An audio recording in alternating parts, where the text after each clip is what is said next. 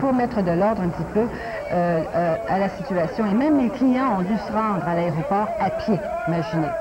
À la base militaire de Valcartier, donc, là c'est différent, les manifestants ont commencé à lever leur piquet de grève vers 7 heures. Et là c'est vraiment à la barrière de la base militaire où il y a eu le plus de retard, entre 15 minutes et 45 minutes sur la route 369. Alors là, 600 employés environ ont droit de grève à cet endroit-là. Oui, c'était vraiment, pardonnez-moi l'expression, le bordel. Le bordel pour les automobilistes également, pas seulement pour les clients et les employés.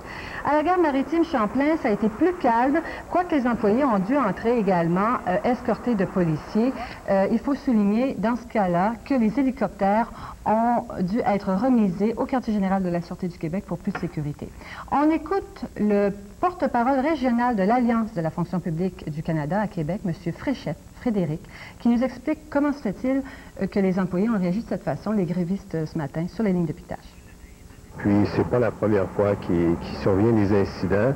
On fait tout à notre possible pour pas qu'il y en ait, mais malheureusement, chaque fois qu'il y a des lignes de pitage, ce sont des choses inévitables. Et puis, pour les prochains jours, nous allons nous assurer qu'il n'y en aura pas. Solange, un mot en terminant, les grèves rotatives? Oui, au ministère du Revenu, c'est particulier. Alors là, on a respecté la consigne. Une trentaine d'employés à la fois quittent leur travail chaque jour et ce sera ainsi jusqu'à une consigne différente du ministère.